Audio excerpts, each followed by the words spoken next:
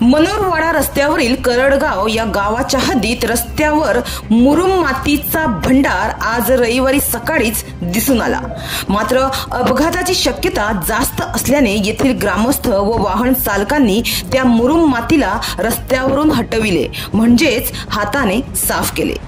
केंद्र सरकारच्या महत्त्वाकांक्षी प्रकल्पांपैकी एक असलेल्या मुंबई वडोदरा एक्सप्रेस वेचे सध्या काम जोमाने सुरू आहे। त्या कामांसाठी वाडा तालुक्यातून मोठ्या प्रमाणात मुरुम मातीची वाहतूक होत आहे।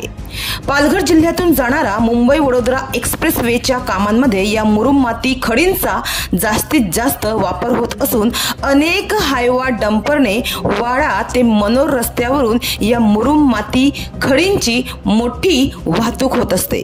दिवसभर ही वाहतूक सुरूच असते। मात्र आज सकाळीच मनोरवाडा रस्त्यावरील करडगाव येथे एका हायवा डंपर मधून मोठ्या प्रमाणात मुरुम माती रस्त्यावर पडल्याचे दिसून आले।